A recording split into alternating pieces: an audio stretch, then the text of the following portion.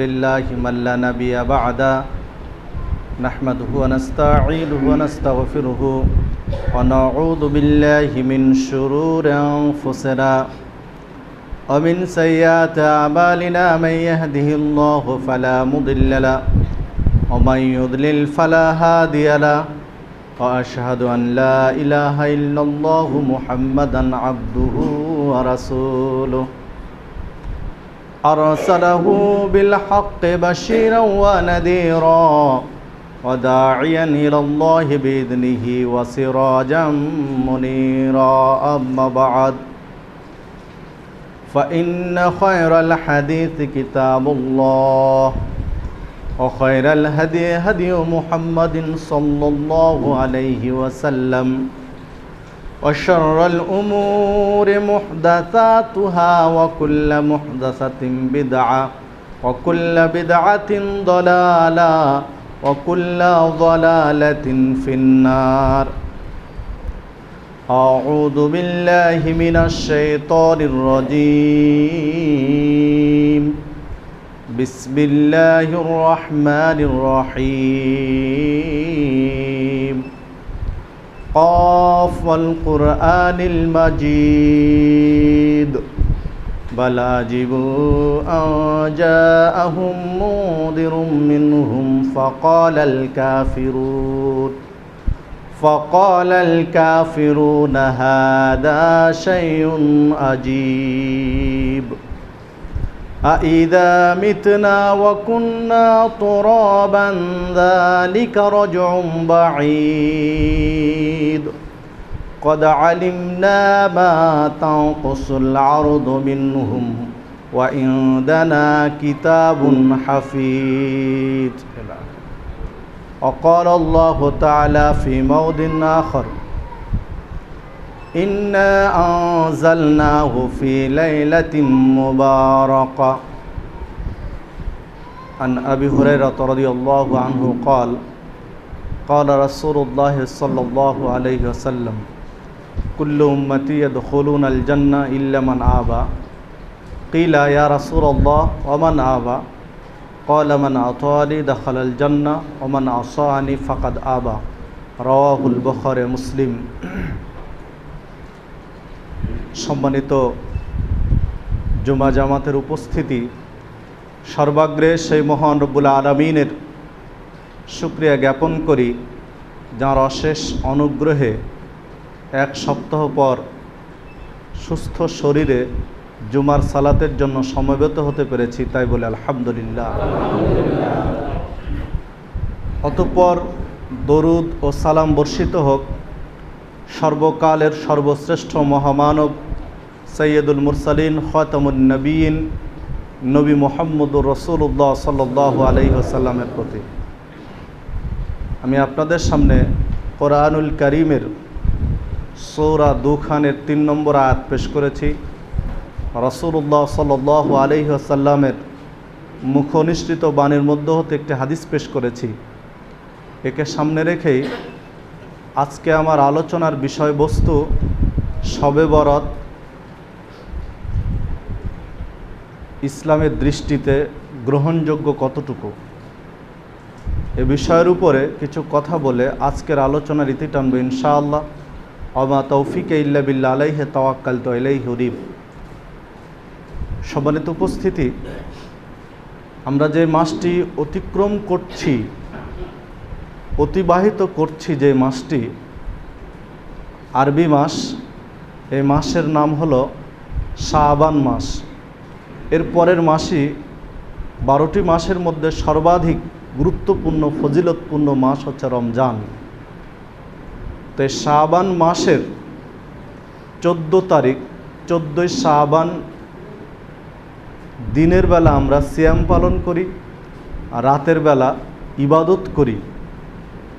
যে অনুষ্ঠানটির আমরা নাম দিয়েছি শবে বরাত, ইসলামের দৃষ্টিতে তা কতটুকু গ্রহণযোগ্য চলুন আমরা একটু বিশ্লেষণ করে দেখি। প্রথমে যদি আমরা নামটা নিয়ে বিশ্লেষণ করি তো শবে বরাত এই শব্দটি হচ্ছে ফার্সি শব্দ শবে বরাত সব মানে হচ্ছে রাত্রি, আর বারাত মানে হচ্ছে নির্ধারণী। ঠিক আরবিতে এটাকে বলা হয় লাইলাতুল বারাত। লাইলাতুন মানে রাত্রি, আর বারাত মানে বিচ্ছিন্ন বা মুক্তির রাত্রি। সহজভাবে আমরা যেটা বলে থাকি যে শবে বরাত মানে ভাগ্য রজনী। আমরা সহজে বাংলাদেশে, পাক ভারত উপমহাদেশে সাধারণত এইভাবে আমরা বুঝে থাকি যে শবে বরাত হলো ভাগ্য রজনী। সম্মানিত উপস্থিতি, দেখুন যে ইসলাম এসেছে আরবি ভাষায়। আরবিদের মাঝে, আরব ভাষাভাষীদের মাঝেই নবী মুহাম্মদ সাল্লাল্লাহু আলাইহি ওয়াসাল্লাম এসেছেন। ঠিক কোরআনুল কারীম নাজিল হয়েছে আরবি ভাষাতেই, যেহেতু আরবিদের কাছে ইসলামটা প্রথমে এসেছে। মুহাম্মদ সাল্লাল্লাহু আলাইহি ওয়াসাল্লাম তার 23 বছর নবুয়তের জীবনে যত কথা বলেছেন সবগুলোই কিন্তু আরবিতে। আর তার 23 বছর জীবনের প্রত্যেকটি কথা, কাজ, কর্ম, সম্মতি সবগুলোই কিন্তু ইসলামী শরীয়ত। বিধায় কোনো একটা ইবাদত ইসলামের স্বীকৃতি প্রাপ্ত হতে হলে, গ্রহণযোগ্য হতে হলে অবশ্যই সেটা আরবি মাধ্যমে আসাটাই বাঞ্ছনীয়। আরবিতে আসতে হবে, যেহেতু আরবদের কাছ থেকে ইসলামটা আমরা পেয়েছি। তো শবে বরাতটা কেন ফার্সিতে হলো, আরবিতে কেন নেই? একটু বিবেক দিয়ে যদি আমরা ভাবি কথাটা, তাহলে কিন্তু আমাদের কাছে পরিষ্কার, যেটা পরবর্তীতে বানানো।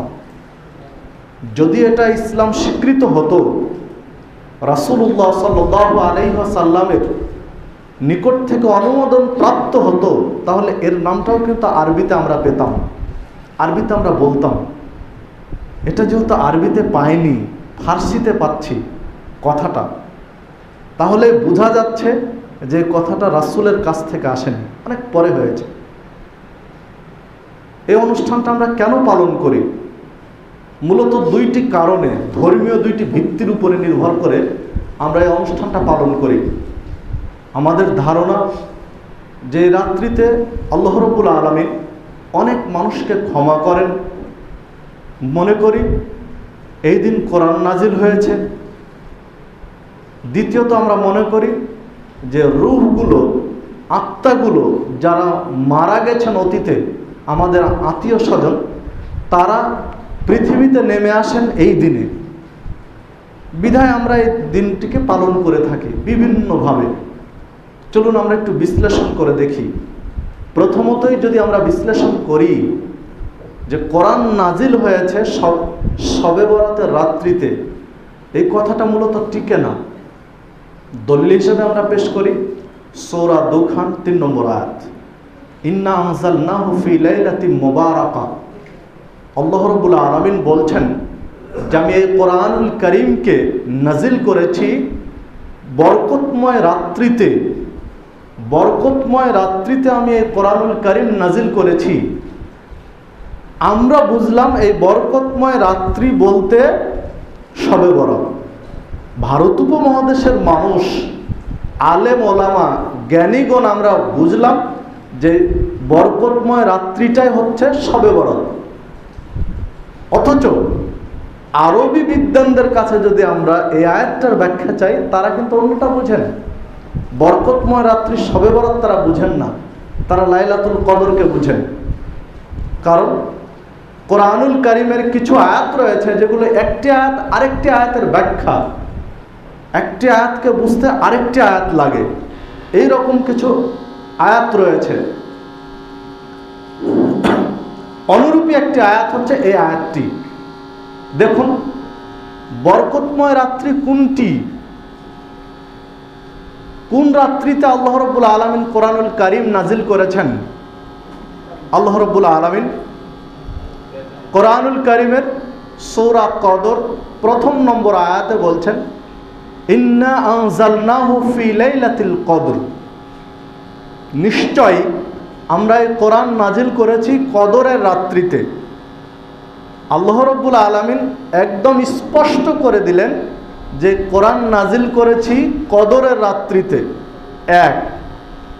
দ্বিতীয়ত সূরা বাকারা 175 নম্বর আয়াতে আল্লাহ রাব্বুল আলামিন বলছেন, শাহরু রমাজান আল্লাযী উনজিলা ফীহিল কোরআন, এই সেই রমজান মাস যেই মাসে কোরআন নাজিল করা হয়েছে। আল্লাহ রাব্বুল আলামিন স্পষ্ট করে বলে দিলেন সূরা বাকারার মধ্যে যে এই রমজান মাসেই কোরআন নাজিল হয়েছে। আর আরেক জায়গায় আরও স্পষ্ট করে দিলেন যে কদরের রাত্রিতে কোরআন নাজিল করেছি। এই কদরের রাত্রিকে আল্লাহ রাব্বুল আলামিন বলেছেন যে 1000 মাস অপেক্ষা উত্তম রাত্রি।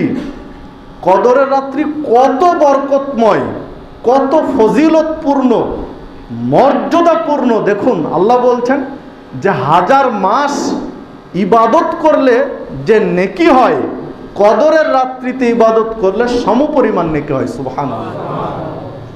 তাহলে বরকতময় রাত্রি তো কদরের রাত্রি। এ কথাই ওটা বলেছেন সূরা দুখানে যে ইন্না আনজালনাহু ফি লাইলাতিন মুবারাকা, আমি এই কোরআন নাজিল করেছি বরকতময় রাত্রিতে, সেটা হলো কদর রাত্রি, 1000 মাস অপেক্ষা উত্তম রাত্রি। ভারত উপমহাদেশের মানুষ এটা দিয়ে কিভাবে এই আয়াতটা বুঝলাম যে সবে বরাতের রাত্রি, অথচ আরাবিয়ান বিদ্বানরা বুঝলেন যে না, এটা কদরের রাত্রি। সম্মানিত উপস্থিতি, কি দিয়ে বুঝায়? কোরআন নাজিল কদর রাত্রিতে হয়নি, কোরআনুল কারীম নাজিল হয়েছে শবে বরাতের রাত্রিতে। কোরআন নাজিল হয়নি, কোরআন নাজিল হয়েছে কদরের রাত্রিতে। যদি এই সূরা দুখানের 3 নম্বর আয়াত দিয়ে আমরা বরকতময় রাত্রি বলতে শবে বরাতকে বুঝি, তাহলে ইন্না আনজালনাহু ফি লাইলাতিল কদর স্পষ্ট বললেন আমি কোরআন নাজিল করেছি কদর রাত্রিতে। আয়াত কি দিয়ে ব্যাখ্যা করব? আয়াত কি দিয়ে প্রমাণ করব? প্রমাণ করার সাধ্য কারণেই আল্লাহ যে বললেন সূরা বাকারার 175 নম্বর আয়াতে যে শাহরু রমাজান আল্লাযী উনজিলা ফীহিল কোরআন, কোরআন নাজিল করেছি রমজান মাসে। তো রমজান মাসে তো আর শবে বরাত হয় না, তাহলে ওই আয়াতের ব্যাখ্যা কি দিয়ে করব? সম্মানিত উপস্থিতি, 3টা আয়াত পরস্পর সংঘর্ষ বেঁধে যাবে। যদি বরকতময় রাত্রি বলতে শবে বরাতকে বুঝে থাকি, তাহলে 3টি আয়াত পরস্পরে সাংঘর্ষিক। আল্লাহ রাব্বুল আলামিনের কোনো কথা সাংঘর্ষিক হবে না, অসম্ভব। তার কোনো বিধান, কোনো একটি বিধান পরস্পরের সাথে সংঘর্ষ বাঁধবে এমনটি হবে না। বিধায় ওই বরকতময় রাত্রি হচ্ছে কদরের রাত্রি। শবে বরাত বুঝেছি, এটা আমরা ভুল বুঝেছি। দ্বিতীয়ত দেখুন, এর পিছনে কিছু সারি ভিত্তি রয়েছে, কিছু হাদিসকে পুঁজি করে আমরা এই দিবসটি পালন করে থাকি। যেমন আবু হুরায়রা রাদিয়াল্লাহু আনহু বলছেন যে রাসূলুল্লাহ সাল্লাল্লাহু আলাইহি ওয়াসাল্লাম বলেছেন, যখন মধ্য শাবান, নিসফে শাবান তোমাদের কাছে আসবে, তখন কুমু লাইলাহা, তোমরা রাত্রিতে জাগরণ করে সালাত পড়ো, অসুমু সাহারাহা, আর দিনের বেলা সিয়াম পালন করো। মধ্য শাবান চলে আসলে, শাবানের মাঝামাঝিতে চলে আসলে তোমরা রাত জেগে ইবাদত করো আর দিনের বেলা সিয়াম পালন করো। কেননা এই রাত্রিতে আল্লাহ রাব্বুল আলামিন দুনিয়ার নিকটতম আসমানে চলে আসেন, বান্দাদের ডাক দেন যে কে আছো, কে রিজিক চাও, রুজি চাও, আমি আজকে রুজি দিব। কে রোগী অসুস্থ চাও, আজকে আমি তাকে সুস্থ করে দেব। কে ক্ষমা চাও, মুক্তি চাও, আজকে চাও, আমি তাকে ক্ষমা করব। আল্লাহ ডাক দিয়ে কথাগুলো বলেন। বিধায় এই 14ই শাবান দিনের বেলা সিয়াম পালন করতে হবে আর রাতের বেলা ইবাদত করতে হবে তথা সালাত আদায় করতে হবে। এই হাদিসটি আমরা পুঁজি করেছি, যে হাদিসটি পাওয়া যাবে ইবনে মাজার মধ্যে, ইবনে মাজার 1388 নম্বর হাদিস। সম্মানিত উপস্থিতি, এই হাদিসকে আলোচকগণ, মুহাদ্দিসগণ বলেছেন হাদিসটি জয়ীফ, অগ্রহণীয়। হাদিসটি দলিল হিসেবে গ্রহণযোগ্য নয় 2টি কারণে। একটি কারণ হলো এই হাদিসে এমন একজন রাবি রয়েছেন, বর্ণনাকারী রয়েছেন, যিনি হাদিস জাল করতেন, যিনি মাঝে মাঝে হাদিস বানিয়ে প্রচার করতেন। তার পক্ষ থেকে যেহেতু এটি এসেছে, এই জন্য এটি দলিল হিসেবে গ্রহণযোগ্য নয়। দ্বিতীয়ত, এই হাদিসটি সহিহ হাদিসের বিরোধী। স্পষ্ট যে সহিহ বুখারীর হাদিস রয়েছে, সে হাদিসের বিরোধী। কারণ এই হাদিসে বলা হয়েছে যে 14ই শাবান দিবাগত রাত্রিতে আল্লাহ দুনিয়ার আকাশে নেমে এসে ডাক দেন যে কে আমাকে ডাকছো, রুজি চাচ্ছ আমি রিজিক দেব, ক্ষমা চাচ্ছ আমি ক্ষমা করব, অসুস্থ রয়েছ সুস্থতা চাচ্ছ আমি সুস্থ করব, কে আছো, এ কথাটা বলা হচ্ছে।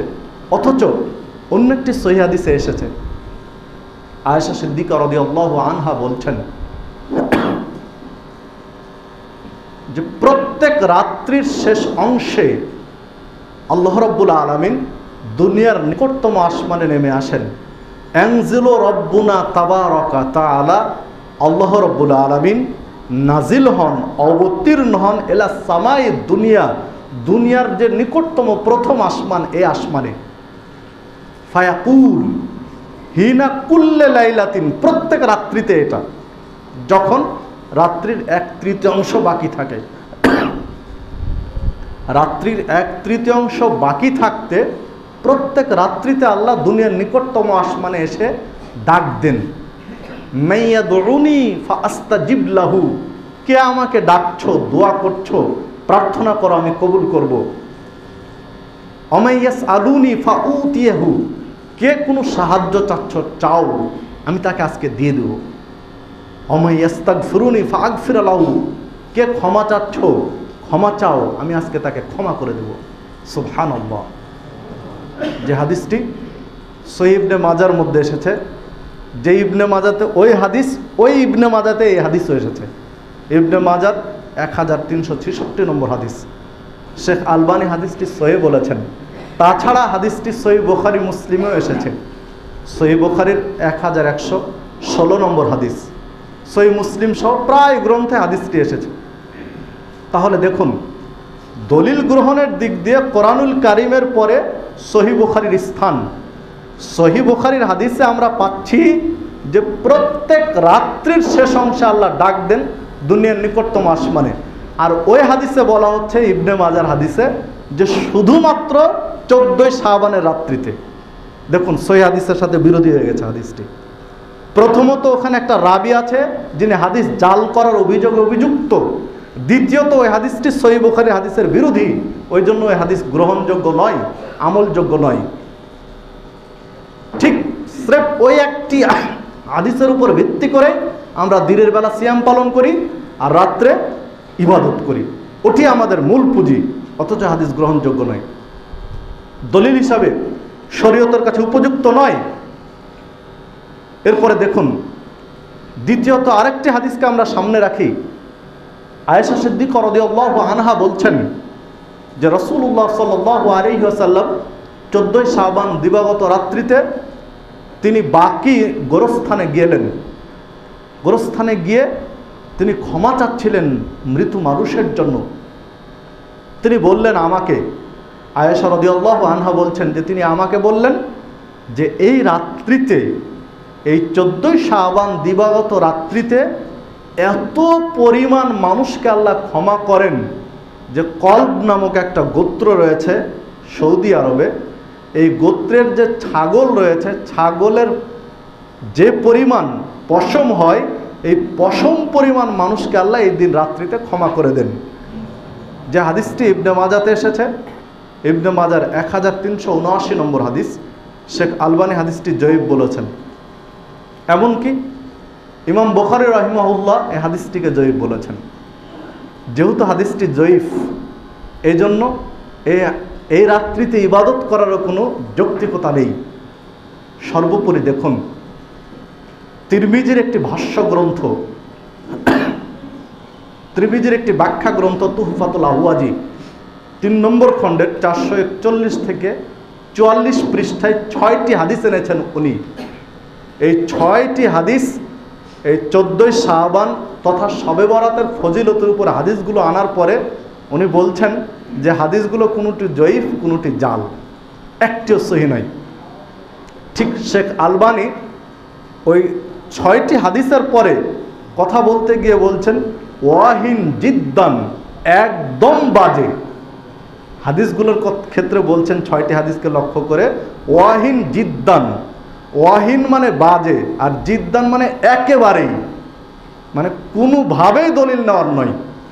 6টি হাদিসকে উল্লেখ করে শেখ আলবানী কথাটি বললেন, যে কথাটি পাওয়া যাবে তুহফাতুল আহওয়াজির মধ্যে 3 নম্বর খণ্ডের 441-44 পৃষ্ঠায়। সম্মানিত উপস্থিতি, তাহলে শবে বরাত তো টিকে না দলিলের ভিত্তিতে, কোনোভাবেই শবে বরাতকে টিকা যায় না দলিলের ভিত্তিতে। দ্বিতীয়ত দেখুন, এই শবে বরাতের রাত্রিতে আমরা হালুয়া এবং রুটি খাই, হালুয়ার রুটি খাওয়ার হিড়িক পড়ে যায়, এর যৌক্তিকতা কতটুকু? আমরা দলিল হিসাবে পেশ করি, যুক্তি পেশ করি, উহুদের যুদ্ধে রাসূলুল্লাহ সাল্লাল্লাহু আলাইহি ওয়াসাল্লামের 2টি দাঁত শহীদ হয়ে গিয়েছিল, বিধায় তিনি শক্ত খাবার খেতে পারছিলেন না, নরম খাবার হালুয়া আর সিদ্ধ রুটি খেয়েছিলেন। এই নরম খাবার হালুয়া এবং রুটি খেয়েছিলেন। এই সমবেদনা জ্ঞাপনের জন্য আমরা 14ই শাবানে হালুয়া রুটি খেয়ে থাকি। দেখুন, এই কথাটি আরো অযৌক্তিক, কারণ শাওয়াল মাসের 11 তারিখে রোজ শনিবারের দিনে উহুদ যুদ্ধ হয়েছিল। উহুদের যুদ্ধ হলো শাওয়াল মাসের 11 তারিখ, আর এই শাওয়াল মাসের 11 তারিখে গিয়ে উনি হালুয়া রুটি খেলেন দাঁত ভেঙে যাওয়ার কারণে। আর আমরা এতই ভক্ত হয়েছি রাসূলুল্লাহ সাল্লাল্লাহু আলাইহি ওয়াসাল্লামের, এতই নবী প্রেম আমাদের, যে শাওয়াল, শাবান, তারপরে রমাজান, তারপরে শাওয়াল, মানে দাঁত ভাঙার 2 মাস আগে আমাদের ব্যথা উঠছে। 14ই শাবানে আমরা হালুয়া রুটি খাচ্ছি, আর রাসূলুল্লাহ সাল্লাল্লাহু আলাইহি ওয়াসাল্লাম খেলেন 11ই শাওয়াল উহুদের দিনে। তাহলে শাবান, এরপরে রমাজান, তারপরে শাওয়াল। তাহলে আমাদের নবী প্রেমটা এতই বেশি হয়েছে যে 2 মাস আগে আমাদের দাঁতে ব্যথা উঠছে, তাই হালুয়া রুটি খাচ্ছে। সম্মানিত উপস্থিতি, 14ই শাবানে হালুয়া রুটি খাওয়া মানে মুহাম্মদ সাল্লাল্লাহু আলাইহি ওয়াসাল্লামকে হটকারিতা করা। 14ই শাবানে হালুয়া রুটি খাওয়া মানে তাকে তুচ্ছ তাচ্ছিল্য ভাবা। তিনি খেলেন 11ই শাওয়ালে, আর আপনি খাবেন 14ই শাবানে, তাহলে সম্পূর্ণ তার বিরোধিতা করা নয়। যারা 14ই শাবানে হালুয়া রুটি খাবেন, নিঃসন্দেহে তারা মুহাম্মদ সাল্লাল্লাহু আলাইহি ওয়াসাল্লামের সাথে গাদ্দারি করছেন, কারণ তিনি খেলেন 11ই শাওয়াল। যদি খেতেই হয় আপনাকে, খাবেন কিনা সেটা পরের কথা, যুক্তির খাতিরে যদি বলতে হয় খেতে হবে, তাহলে 11 শাওয়ালে খান। কেন খাবেন 14ই শাবানে? কেন এই ধৃষ্টতা যে তিনি খেলেন একদিন, আপনি খাবেন আর একদিনে? সম্মানিত উপস্থিতি, কি দিয়ে বোঝায়? দেখুন, 14ই শাবানে শবে বরাতের যত ইবাদত রয়েছে, যত কার্যক্রম রয়েছে, কোন একটি কার্যক্রম শরীয়তের সাথে টিকে না, যুক্তিতেও টিকে না, দলিলেও টিকে না, অথচ আমরা করি। এই দিনে যে আলোকসজ্জা করে থাকি, আমরা যুক্তি পেশ করি যে আত্মাগুলো, মৃত ব্যক্তিদের আত্মাগুলো এই দিনে ফিরে আসে ঘরে, এই জন্য আমরা আলোকসজ্জা করি। এই রাত্রিতে আমরা মোমবাতি জ্বালাই, আগরবাতি জ্বালিয়ে রাখি, বিভিন্ন ধরনের আতশবাজি, পটকাবাজি করে থাকি এই দিনগুলোতে, যে রূহ আত্মাগুলো ফিরে আসে। এটিও স্রেফ আমাদের একটা ধারণা, যে ধারণাটি ভুল। কারণ আল্লাহ রাব্বুল আলামিন বললেন, তানাজ্জালুল মালাইকাতু ওয়ার রূহ, এই বরকতময় রাত্রিতে ফেরেশতা মণ্ডলী এবং রূহ অবতীর্ণ হয়।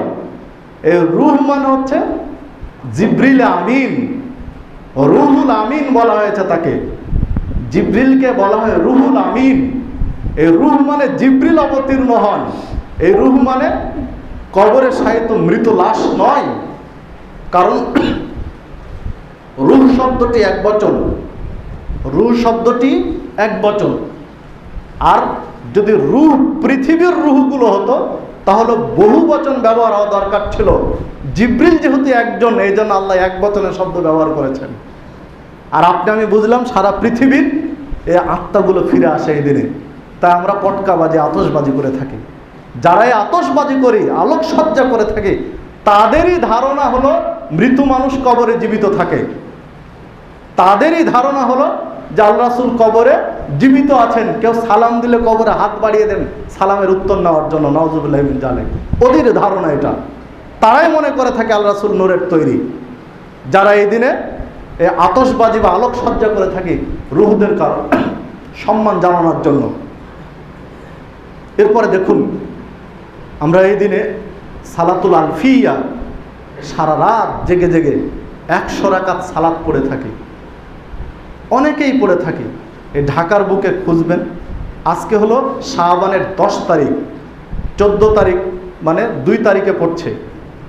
আমাদের ইংরেজি জুন মাসের 2 তারিখে 14 শাবান। তো এই 14 শাবান ঢাকার অনেক মসজিদে দেখবেন যে সারা রাত জেগে জেগে সালাত পড়ছে। যে লোকটি হয়তো বা জুমাও পড়ে না, ওই লোকটি দেখবেন এই সালাত পড়ছে। কারণ যেহেতু ক্ষমা হয়ে যায়, জুমা পড়ে কী লাভ? সারা বছরে 52টা জুমা হবে, এই 52 দিন কষ্ট করার চেয়ে একদিন কষ্ট করব 100 রাকাত পড়ে, সারা বছর ইবাদত হয়ে যাবে। দেখুন কি একটা চিন্তা, কি একটা চেতনা।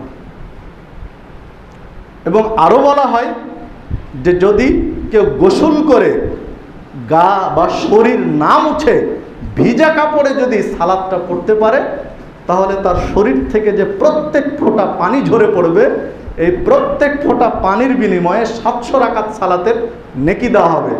নাউযুবিল্লাহি মিন যালিক। এই ধারণাগুলো করা হয়, এটি করে থাকি। অথচ হানাফি বিদ্বানদের একজন বড় মাপের বিদ্বান আল্লামা মোল্লা আলী কারি, যিনি মিশকাতের ভাষ্যগ্রন্থ লিখেছেন, মোল্লা আলী কারি পর্যন্ত তিনি একজন হানাফি বিদ্বান হয়ে লিখছেন যে 100 রাকাত সালাত পড়ার এই বেদাতি অনুষ্ঠানটা চালু হয়েছে বাইতুল মুকাদ্দাসে 448 হিজরিতে। 448 হিজরিতে সর্বপ্রথম কিছু পেট পূজারী বিদ্বান এই সালাতটা চালু করে। মুহাম্মদ সাল্লাল্লাহু আলাইহি ওয়াসাল্লাম 10 হিজরিতে মারা গেলেন, মৃত্যুবরণ করলেন, আর এই সালাতুল আলফিয়া চালু হলো 448 হিজরিতে, যার কারণে এর নাম হয়েছে শবে বরাত। কারণ তার মৃত্যুর 438 বছর পরে এই সালাত চালু হয়েছে। 1-2 বছর নয়, 438 বছর পরে এই সালাতটা চালু হয়েছে। প্রথম তারা চালু করলেন, দেখলেন যে সমাজের মানুষ তো ভালোই গ্রহণ করছে একে। তখন শামের কিছু বিদ্বান, যেটা বর্তমান সিরিয়া, এই সিরিয়া বা শামের কিছু বিদ্বান তারাও এটা চালু করলেন তার কিছু 2-1 বছর পরে। তখন সৌদি বিদ্বানরা তার ঘোর প্রতিবাদ করেছিলেন, যা বহু আলোচনা করেছেন, বিস্তারিত আলোচনা করেছেন শেখ বিন বাস। তিনি তার কিতাবুল বিদা গ্রন্থের 12 থেকে 13-14 পৃষ্ঠা পর্যন্ত দীর্ঘ আলোচনা করেছেন যে সৌদি বিদ্বানরা তৎকালীন সময়ে বাধা দিয়েছেন যে তোমাদের এই ইবাদত চলবে না। যে ইবাদতের এই ইসলামী শরীয়তে, মুহাম্মদ সাল্লাল্লাহু আলাইহি ওয়াসাল্লামের প্রতিষ্ঠিত শরীয়তে যে ইবাদত চালু হয়েছে বাইতুল মুকাদ্দাসে, যে ইবাদত চালু হয়েছে সিরিয়াতে, সেটা কি করে ইসলাম হতে পারে? কারণ এই ইবাদত চালু হতে স্বীকৃত হলে হয় মদিনাতে হতো, আর নাহলে মক্কাতে হতো, সিরিয়াতে নয় বা বাইতুল মুকাদ্দাসে নয়। বিধায় যারা শবে বরাত পালন করছি তারা মূলত বাইতুল্লাহ তথা মক্কা বা মদিনার অনুসারী নয়, তারা হচ্ছে সিরিয়ার অনুসারী, নতুবা বাইতুল মুকাদ্দাসের অনুসারী। যারা শবে বরাত পালন করি তারা মক্কা মদিনার অনুসারী নয়, কারণ এই ইবাদত মক্কা মদিনা থেকে আসেনি। এটা এই 100 রাকাত সালাত এসেছে বাইতুল মুকাদ্দাস এবং সিরিয়া থেকে। একজন হানাফি বিদ্বান পর্যন্ত যে কথাটা স্বীকার করছেন। সম্মানিত উপস্থিতি, দেখুন এই দিনে আমরা যা কিছু করি কোনোটাই শরীয়ত স্বীকৃত নয়। যদি একটু আরো গভীরে প্রবেশ করেন তাহলে স্পষ্ট বোঝা যায় যে এই দিনে শবে বরাতের রাত্রিতে কেউ যদি হালুয়া রুটি আপনাকে হাদিয়া দেয়, সেটি খাওয়া বৈধ হবে না। নিজে তো খাওয়ার কোনো প্রশ্নে আসে না, প্রতিবেশী শবে বরাতের উদ্দেশ্যে হালুয়া রুটি রান্না করেছে বা একটা ভালো খাবার রান্না করে হাদিয়া দিয়েছে, ওই খাবার পর্যন্ত খাওয়া আপনার জন্য বৈধ হবে না। কারণ এর উদ্দেশ্য ভিন্ন। ভালো উদ্দেশ্যে এটা হয়নি। আবু বকর রাদিয়াল্লাহু আনহু একদিন খাবার খেয়েছিলেন, তার একজন গোলামের দেওয়া খাবার খাওয়ার পরে গোলাম বলছেন যে আপনি কি জানেন এই খাবারটা আমি কোন উৎস থেকে নিয়ে এসেছি? তখন বলছেন না, আমি তো বলনি তো, আমি জানি না তো। বলছেন যে আমি ইসলাম গ্রহণের পূর্বে জাহিলি যুগে মানুষের হাতের রেখা দেখে তার ভাগ্য বলতাম, বিনিময়ে টাকা নিতাম। একজনের টাকা বাকি ছিল, পরে আমি ইসলাম গ্রহণ করেছি, হঠাৎ আজকে আমার দেখা, তো তিনি আমাকে টাকা দিলেন, ওই পাওনা টাকা আজকে দিলেন, এই টাকা দিয়ে আমি খাবার কিনে নিয়ে এসেছি যেটা আপনি খেলেন। তখন আবু বকর রাদিয়াল্লাহু আনহু গলার মধ্যে হাত ঢুকে বমি করে ফেলে দিলেন। হাদিস সহিহ বুখারীর আবু বকরের মর্যাদা অধ্যায়ের এই আলোচনাটি পাবেন। তাহলে দেখুন, যেহেতু উৎসটি ছিল খারাপ, এই জন্য এই খাবার বমি করে ফেলে দিয়েছেন, আপনি খাবেন কেন? নিয়তের কারণে সব চেঞ্জ হয়ে যাবে। আপনি একটা গরু বিসমিল্লাহি আল্লাহু আকবার বলে জবে করুন, আল্লাহর নামে জবে করুন, আপনার জন্য হালাল। আবার ওই গরুটাই শাহজালালের মাজারে গিয়ে তার নামে জবে করুন, তার একটা টুকরো পর্যন্ত আপনার জন্য হারাম।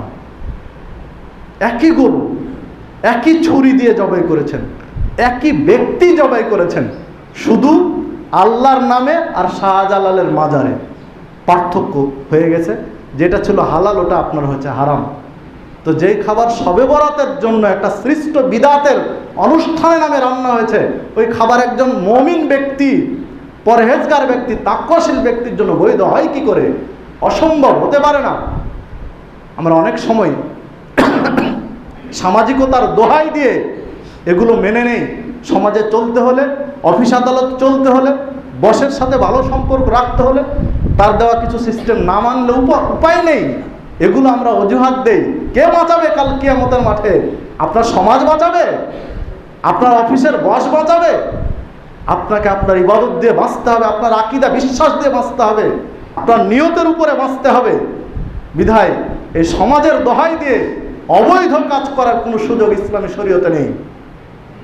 সম্মানিত উপস্থিতি, দেখুন, এই দিনে আমরা যা কিছু করি সবগুলো অন্যায়। যে বাংলাদেশের মাটিতে হাজার হাজার নয় লক্ষ লক্ষ মানুষ 3 বেলা পেট পুরে খেতে পায় না, আর এই বাংলাদেশের মাটিতে 14ই শাবান সারা দিন সরকারি ছুটি ঘোষণা করে রেখেছে। একদিন বাংলাদেশে হরতাল হলে 1400 কোটি টাকা ঘাটতি আসে। 1400 কোটি টাকার ঘাটতি হয় একদিন যদি কলকারখানা বন্ধ থাকে। তো যেই দেশের নুন আনতে পন্থা ফুরায়, 3 বেলা মানুষ পেট পুরে খেতে পায় না, কিসের এই সংস্কৃতির বড় শুরু করেছি আমরা যে 1400 কোটি টাকা নষ্ট করে সরকারি ছুটি ঘোষণা করেছি? অসম্ভব। যিনি ইসলামের ধারক বাহক মুহাম্মদ রাসূলুল্লাহ সাল্লাল্লাহু আলাইহি ওয়াসাল্লাম, তিনি এই ইবাদত করেননি কোনোদিন। আজকে আমরা বাংলাদেশের মুসলিম কি তার চেয়ে শরীয়তকে বেশি বুঝি যে আজকে আমরা এই দিবসটি পালন করি, আলোকসজ্জা করি, কোটি কোটি টাকা নষ্ট করছে এসব আলোকসজ্জা করে। যে দেশে বিদ্যুতের ঘাটতি রয়েছে, পরিপূর্ণভাবে বিদ্যুৎ এখনো যে দেশের মাটিতে নেই, এদেশে কিসের এত আলোকসজ্জা? যেসব যারা বিদ্যুৎ পায়নি তাদের বিদ্যুৎ পৌঁছে দেওয়া আমাদের দায়িত্ব। এসব আলোকসজ্জা করে বিদ্যুৎ অপচয় করার কোনো প্রয়োজন হয় না। ইসলাম এসব সংস্কৃতি বিশ্বাস করে না। ইসলাম মানুষের পাশে দাঁড়ানোর সংস্কৃতি বিশ্বাস করে। মানুষের দুঃখ দুর্দশায় তার পাশে গিয়ে তার অভাব ঘোচনার সংস্কৃতিতে বিশ্বাস করে। সম্মানিত উপস্থিতি, এগুলো বিদেশিদের পাশ্চাত্যের আবিষ্কৃত সংস্কৃতির সাথে আমরা তালগোল মিলিয়ে ফেলেছি। যে জন্য ভারত উপমহাদেশের একজন শ্রেষ্ঠতম বিদ্বান আব্দুল হক মুহাদ্দিস দেহলভি তিনি বলছেন যে মুসলিম সমাজের শবে বরাতের আলোকসজ্জা বা আগরবাতি, মোমবাতি জ্বালানো, আতশবাজি, পটকাবাজি, এটা হিন্দুদের দেওয়ালি অনুষ্ঠানের কথা স্মরণ করিয়ে দেয়। হিন্দুদের দেওয়ালি অনুষ্ঠানে যা হয়, ঠিক মুসলিম সমাজ এই শবে বরাতের রাত্রিতে তাই করে, আলোকসজ্জা করে। দেখুন, হিন্দুদের সাথে আমরা মিলে গেছি। ভারত উপমহাদেশের একজন বিদ্বান বলছেন এ কথা। রাসূলুল্লাহ সাল্লাল্লাহু আলাইহি ওয়াসাল্লাম বলছেন, মান তাশাব্বাহা বিকাউমিন ফাহুয়া মিনহুম, তুমি যাদের সাদৃশ্য গ্রহণ করবে তাদের সাথেই তোমাকে হাসর নাসর করতে হবে, কিয়ামতের মাঠে উঠতে হবে। সম্মানিত উপস্থিতি, তা আসুন আমরা 14ই শাবানের এই কল্পিত ভাগ্য রজনীর গোলক ধাঁধা থেকে বেঁচে থাকার চেষ্টা করি। 14ই শাবান শবে বরাত নামে শরীয়তে কিছু নেই। হ্যাঁ, মকসুদুল মুমিনিন নামে একটা গ্রন্থ রয়েছে যেখানে 16টি হাদিস পেশ করেছেন তিনি। লেখক মকসুদুল মুমিনিনের মধ্যে 16টি হাদিস পেশ করেছেন 14ই শাবানের বৈধতা, যে 16টি হাদিসের একটিও সহি নয়, কোনোটি সরাসরি জাল বানাওয়াট, কোনোটি জয়ীফ। বিদায় এ সকল মকসুদুল মুমিনিন বা বেহেস্তে জিওর এসব গ্রন্থ দেখে কেউ যেন ভুল না বুঝি আমরা শরীয়তকে। আমরা সঠিকটা নির্বাচন করার, নির্ধারণ করে পালন করার চেষ্টা করি। আল্লাহ রাব্বুল আলামিন আমাদের সেই তৌফিক দান করুন। সহিহ মুসলিমে একটি হাদিস এসেছে, যে হাদিসটি মিশকাতে পাওয়া যাবে 2052 নম্বর হাদিস। রাসূলুল্লাহ সাল্লাল্লাহু আলাইহি ওয়াসাল্লাম বলছেন যে তোমাদের কোনো ব্যক্তি যেন জুমার দিনকে সিয়াম পালনের জন্য খাস করে না নেয়।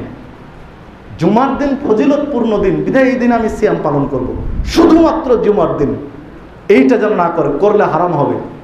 শুধুমাত্র জুমার দিন সিয়াম পালন করে যদি কেউ ফজিলতপূর্ণ মনে করে তাহলে হারাম হয়ে যাবে। এ কথা রাসূল বলছেন। হাদিস সহিহ মুসলিমের মিশকাতের 2052 নম্বর হাদিস। যে যদি জুমার দিন করি তাহলে হয় আগে একটা, নাহলে পরে একটা করতে হবে, হয় শুক্র শনি আর নাহলে বৃহস্পতি শুক্র। শুধুমাত্র জুমা টার্গেট নিয়ে সিয়াম পালন করা যাবে না। যদি এই হয় তাহলে নির্দিষ্ট একটা দিনে শাবান কেন পালন করতে গিয়েছি? 14ই শাবানে যদি সিয়াম পালন করি শাবানের নিয়তে, নিঃসন্দেহে এই সিয়াম আপনার আমার জন্য জাহান্নামের কারণ হবে। কারণ এটা হচ্ছে বিদআত। এই বিদআত, আল্লাহ রাসূল বলছেন কুল্লু বিদআতিন দালালা, প্রত্যেকটা বিদআতই হচ্ছে ভ্রষ্টতা, প্রত্যেকটা ভ্রষ্টতা হচ্ছে জাহান্নাম। যে হাদিসটি সহিহ মুসলিমের মধ্যে এসেছে, সহিহ নাসাইয়ের মধ্যে এসেছে। দেখুন রাসূলুল্লাহ সাল্লাল্লাহু আলাইহি ওয়াসাল্লাম বলছেন আমার সকল উম্মত জান্নাতে যাবে, শুধু অস্বীকারী ব্যতীত। তাকে জিজ্ঞাসা করা হলো অস্বীকারী কে? তিনি বললেন যে আমার হুবহু অনুসরণ করে এই লোকটি জান্নাতে যাবে, আর যে ব্যক্তি আমাকে হুবহু অনুসরণ করে না এ হচ্ছে আমাকে অস্বীকারী, তার জন্য জান্নাত নেই। যে হাদিসটি সহিহ বুখারীর মধ্যে পাওয়া যাবে 7280 নম্বর হাদিস। সম্মানিত উপস্থিতি, তা আসুন আমরা হুবহু মুহাম্মদ সাল্লাল্লাহু আলাইহি ওয়াসাল্লামকে ফলো করার চেষ্টা করি। হ্যাঁ, শাবান মাসে কিছু ইবাদত করার আলোচনা এসেছে। যেমন আয়েশা সিদ্দিকা রাদিয়াল্লাহু আনহা বলছেন, শাবান মাসের চাঁদ উঠলেই, শাবান মাস শুরু হলেই রাসূলুল্লাহ সাল্লাল্লাহু আলাইহি ওয়াসাল্লাম এত সিয়াম পালন করতেন, আমার কাছে মনে হতো যে তিনি মনে হয় সারা মাস সিয়াম পালন করবেন, পুরো মাস সিয়াম পালন করবেন। আমার কাছে মনে হতো এমনটা।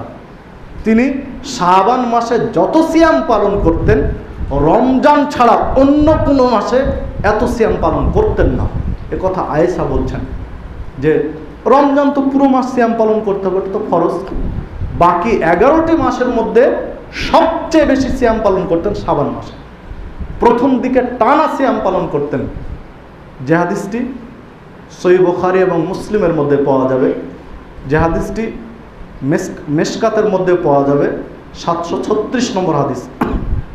দেখুন আবু হুরায়রা রাদিয়াল্লাহু আনহু বলছেন যে রাসূলুল্লাহ সাল্লাল্লাহু আলাইহি ওয়াসাল্লাম বলেছেন তোমাদের যে শাবান মাসে সিয়াম পালন করবো যেন 15 তারিখ পর্যন্ত করে, এরপরে বিরতি দিয়ে রমজান শুরু করে। মানে টানা পুরো শাবান মাস সিয়াম পালন করতে আল্লাহ রাসূল নিষেধ করেছেন। তবে কেউ যদি অভ্যস্ত হয় তার জন্য ভিন্ন, বা মানতের সিয়াম থাকে তার জন্য ভিন্ন। তাছাড়া মূলত শরীয়ত হচ্ছে, ইসলাম স্বীকৃত পদ্ধতি হচ্ছে শাবান মাসের 15 তারিখ পর্যন্ত সিয়াম পালন করা। 1টা 2টা 3টা 5টা পুরো 15টা, খুশি যার যেটা ইচ্ছা। এরপর একটা বিরতি দিয়ে রমজান মাসের সিয়াম শুরু করা।